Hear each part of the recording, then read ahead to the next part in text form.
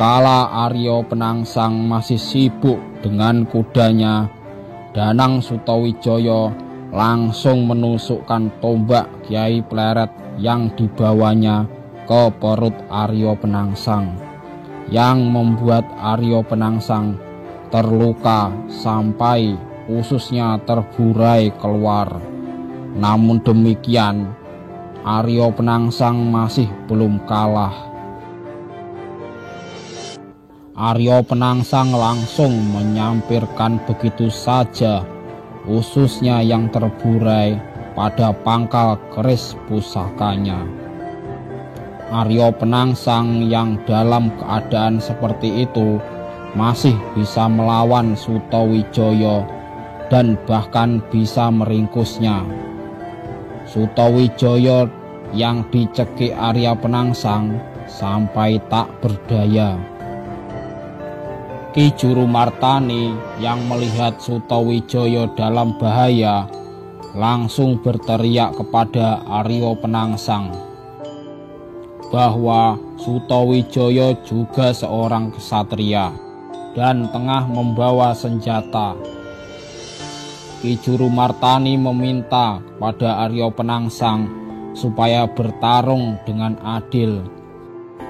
Jika ia ingin membunuh Sutawijaya, maka bunuhlah dengan senjata pula, jangan membunuhnya dengan tangan kosong.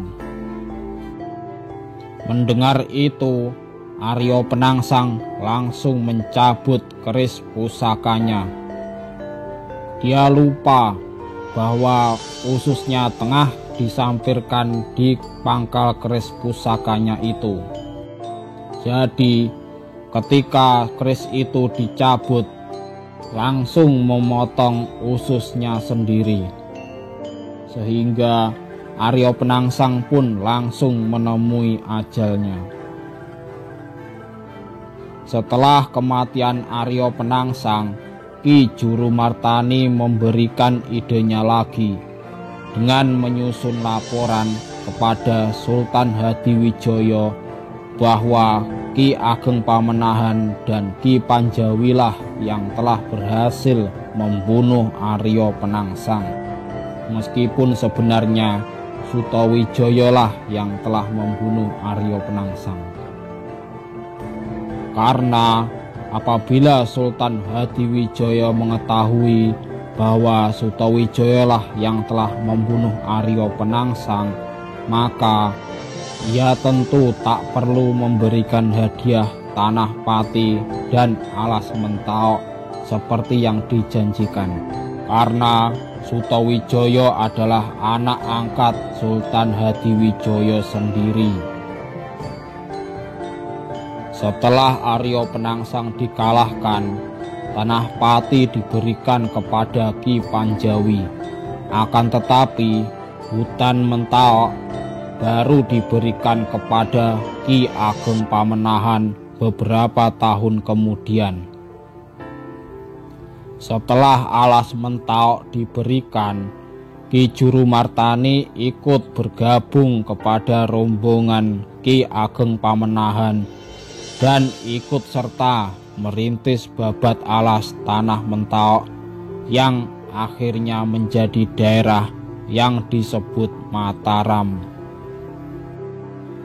Setelah Ki Ageng Pamenahan meninggal, kemudian digantikan anaknya Danang Sutawijaya yang di kemudian hari berambisi menjadikan Mataram sebagai kerajaan yang merdeka. Ki Jurumartani menjadi penasehat Sutawijaya. Ia juga mendukung perjuangan Sutawijaya selama masih di jalan yang benar. Ki Jurumartani tidak hanya dikisahkan cerdik, tetapi juga memiliki kesaktian yang luar biasa, meskipun tidak pernah diceritakan bertarung melawan musuh. Kesaktian Ki Jurumartani ini dikisahkan dalam babat Tanah Jawi, bahwa Sutawijaya memiliki seorang putra bernama Raden Ronggo. Seperti yang pernah kita bahas dalam video sebelumnya, bahwa Raden Ronggo suka memamerkan kesaktiannya. Kisah tentang Raden Ronggo dapat dulur saksikan dalam video lain di channel ini. Suatu hari, Raden Ronggo oleh ayahnya Panembahan Senopati disuruhnya pergi ke rumah Ki Jurumartani untuk berguru. Raden Ronggo berangkat dengan setengah hati karena merasa bahwa dirinya lebih kuat dari Ki Jurumartani. Jadi buat apa berguru sedang dia sudah sangat sakti. Sesampainya di tujuan, Ki Jurumartani sedang sholat. Raden Ronggo kemudian menunggu di teras musola sambil iseng-iseng menancap-nancapkan jarinya pada batu yang ada di dekatnya. Dan batu yang keras itu dapat dilubanginya seperti melubangi tanah yang lunak. Saat Ki Jurumartani muncul dan melihat Raden Ronggo, beliau kemudian berkata kepada Raden Ronggo, "Ger, batu itu keras, Ger. Jangan kamu buat mainan seperti itu.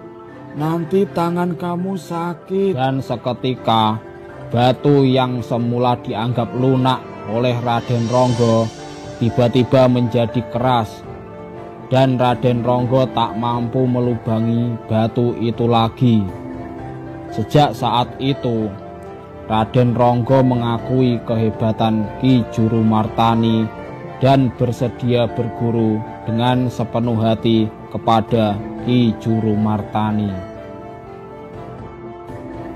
Ki Jurumartani menjabat sebagai patih di Kerajaan Mataram dari sejak pemerintahan Sutawijaya atau Panembahan Senopati, dilanjutkan pemerintahan Mas Jolang, putra Panembahan Senopati, lalu dilanjutkan oleh Adipati Martapura, putra Mas Jolang yang menjadi raja sehari, dan kemudian digantikan Sultan Agung, putra Mas Jolang lainnya.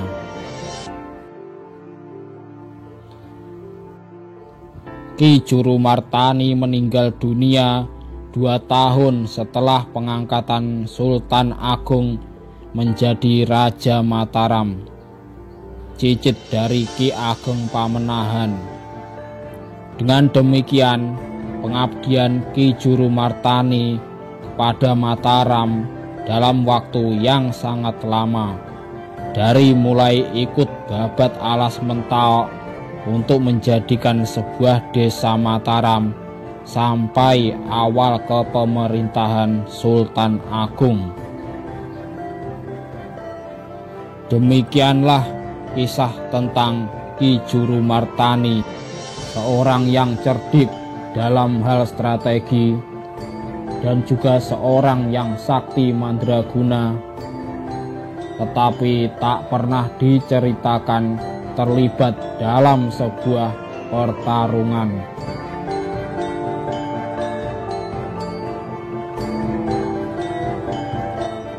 Baiklah dulur-dulur, sampai di sini pembahasan kita dalam video kali ini. Lain waktu bisa kita lanjut untuk membahas sejarah dan film-film zaman dulu.